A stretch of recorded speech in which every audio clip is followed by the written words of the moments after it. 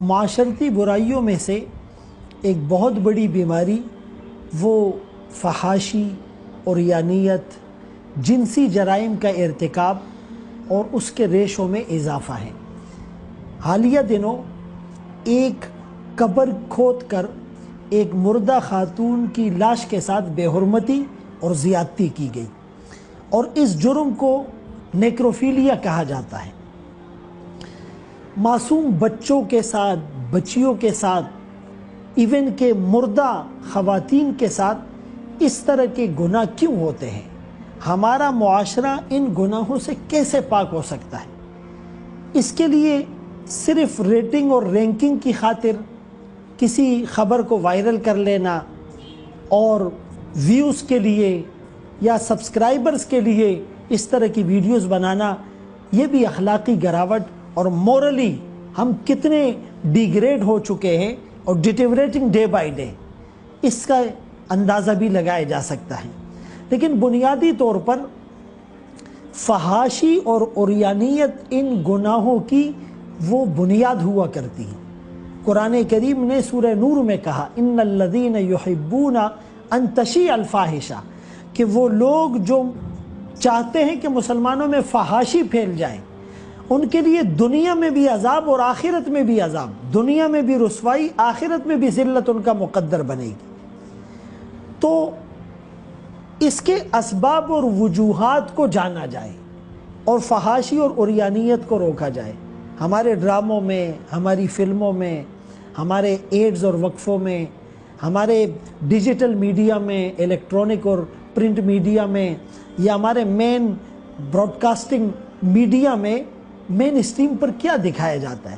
ان ڈراموں کا کانٹینٹ کیا ہوتا ہے؟ ان کی سٹوریز کے اندر نیگیٹیوٹی کس طرح جو ہے وہ مسلمانوں کے اذہان میں ڈالی جا رہی ہے؟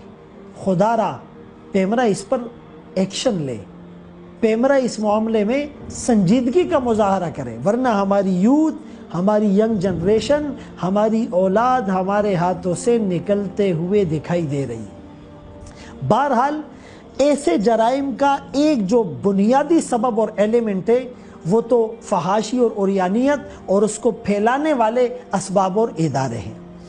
دوسرا، یہ کوئی سائیکوتھراپی کی ضرورت بھی ہوتی ہے۔ یہ کچھ ذہنی مریض ہوتے ہیں، اعصابی مریض ہوتے ہیں، نفسیاتی مریض ہوتے ہیں، ڈپریشن کے اندر مبتلا ہوتے ہیں، تو ان کا نفسیاتی اور ذہنی علاج بھی کیا جائے۔ اس کے علاوہ کوئی نشہ آور ادویات استعمال کرنے کی وجہ سے بھی اس طرح کے جرائم کا ارتکاب ہو سکتا ہے۔ تو لہٰذا اس معاشرے کے اندر منشیات کون فروخت کرتا ہے، ان کی سرپرستی کون کرتا ہے، اور اس کا پروفٹ اور پیسہ کن کی تجوریاں بھرتا ہے، اور پھر اس سے لاکھوں لوگ نشے میں مبتلا ہوتے ہیں اور پھر ان کے پورے خاندان اس سے ڈسٹرب ہوتے ہیں۔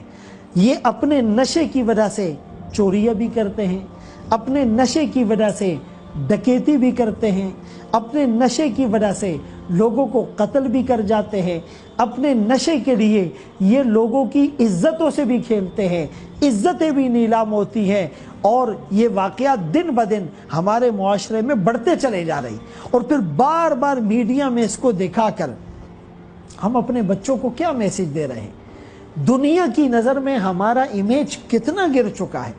لہٰذا ان معاشرتی برائیوں کو ختم کرنے کے لیے میڈیا کو بھی اپنا مؤثر رول پلے کرنا پڑے گا، علماء کرام کو بھی آگاہی مہم اور اویئرنیس کی مہم چلانی پڑے گی، اور سنجیدہ طبقات اور سنجیدہ حلقوں میں اس بات پر سر جوڑ کر بیٹھنا پڑے گا، تھنک ٹینک بنانے پڑیں گے۔ اگر آج ہم نے اس کی فکر نہیں کی تو آنے والا وقت پکار پکار کر کہے گا دے موج حوادث، ان کو بھی دو چار تھپیڑے ہلکے سے۔ کچھ لوگ ابھی تک ساحل پر طوفان کا نظارہ کرتے ہیں۔ ہمارے لیے سب سے قیمتی ایسٹ ہماری اولاد ہے، ہمارے لیے سب سے قیمتی سرمایہ ہماری یوتھ اور ہماری ینگ جنریشن ہے۔ عمان کے اندر بہت سے سائن بورڈز پر ہم نے یہ جملہ لکھا ہوا دیکھا کہ اطفالنا امانہ، ہمارے بچے ہماری امانت ہے۔ ہم اس امانت میں خیانت کے مرتکب ہوں گے اگر ان کی صحیح تربیت نہیں ہوگی، اگر ان کو اچھا کانٹینٹ فراہم نہیں کیا جائے گا، اگر معاشرتی برائیوں سے بچانے کے لیے ہم ان کی سرویلنس کا اور ویجیلنس کا نظام قائم نہیں کریں گے۔ پیرنٹنگ گائیڈز کا ہمیں پتہ ہونا چاہیے، میرے بچے کی سوشل ایکٹیویٹیز کیا ہے اور اس کی جو ہے وہ سوسائٹی کے اندر گیدرنگ کن کے ساتھ ہے، اور کس یونیورسٹی کس کالج میں یہ جا رہا ہے، اور کون سا کانٹینٹ یہ پڑھتا اور اس کو جو ہے وہ پڑھایا جا رہا ہے۔ جب تک ہم فلی اویئر نہیں ہوں گے اور اس معاملے میں فلی کانشیس نہیں ہوں گے تو اتنی آسانی سے ان معاشرتی برائیوں سے چھٹکارا اور اپنی اولاد کی حفاظت ہم نہیں کر پائیں گے۔ لہٰذا معاشرتی برائیوں پر ڈسکشنز ہونی چاہیے، لیکن وہ متانت کے ساتھ، سنجیدگی کے ساتھ اور پوری تحقیق اور ریسرچ کے ساتھ انشاءاللہ ہم اپنی اولادوں کو محفوظ کر پائیں گے۔